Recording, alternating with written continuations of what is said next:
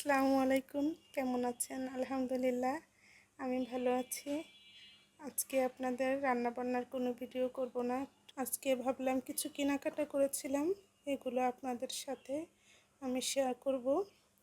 তো একটা কাঠের চপিং বোর্ড নিয়েছি। আমার বাসায় প্লাস্টিকের চপিং বোর্ড আছে, কিন্তু আমার একটা কাঠের চপিং বোর্ড নেই, তো ভাবলাম একটা কাঠের চপিং বোর্ড কিনি। তো কাঠের চপিং বোর্ড নিয়েছি, একটা ছুরি নিয়েছি। ছুরি অনেকগুলো আছে, কিন্তু এটা কেমন যেন ধার নেই, তো আরেকটা ছুরি নিলাম।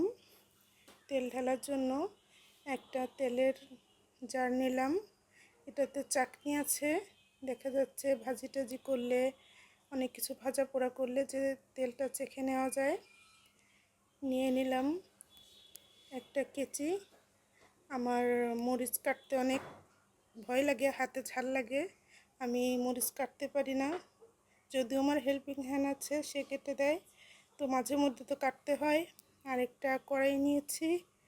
কড়াইটা এরকম কড়াই আমার নেই, তো কড়াইটা আমার ভালো লাগলো, তো কড়াইটা নিলাম। তো নিয়েছি ডিম রাখার জন্য একটা ডিমের বক্স।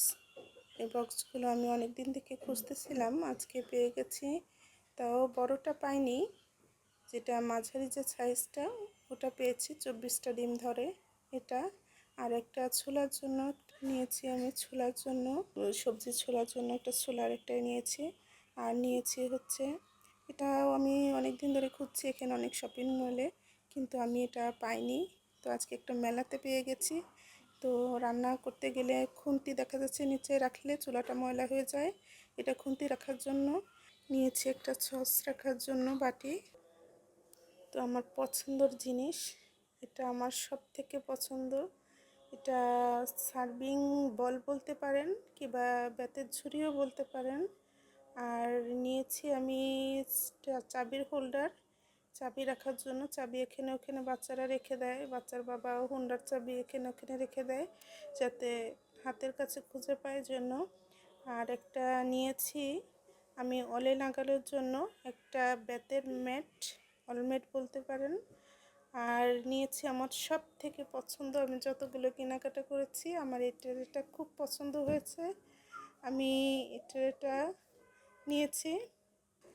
তো দুটো ছোট ছোট দুটো আয়না নিয়েছি, আমি একটা অলে লাগাবো।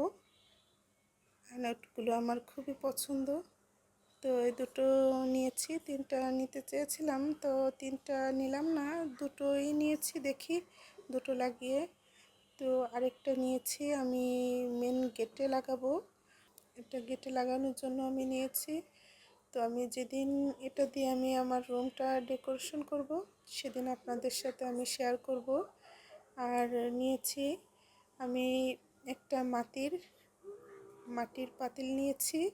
এটা একটা শোপিসও বলা যায়, শোপিসভাবেও রাখা যায়। আমি এটা একটা ছিয়ে দিয়ে এটা আমি ঝুলিয়ে রাখবো। আর একটা ভিতরে মানি প্ল্যান্ট গাছ লাগাবো, এটা দেখতে ভালো লাগবে, এজন্য আমি এটা নিয়েছি। তো নিয়েছি আরেকটা সুন্দর বাবুই পাখির বাসা, যেটা ঘরের এক কোনায় কিংবা বেলকনিতে টানালে এটা ভালো লাগে দেখতে, তো এটা নিয়েছি। তো এই ছিল আমার কেনাকাটা। আমার কেনাকাটার ভিডিওটা যদি আপনাদের ভালো লেগে থাকে, তাহলে আমার চ্যানেলটা যারা ইউটিউবে দেখছেন সাবস্ক্রাইব করবেন, যারা ফেসবুকে দেখছেন তারা লাইক দিবেন, শেয়ার দিবেন, ফলো করবেন। ভালো থাকবেন, আল্লাহ হাফেজ।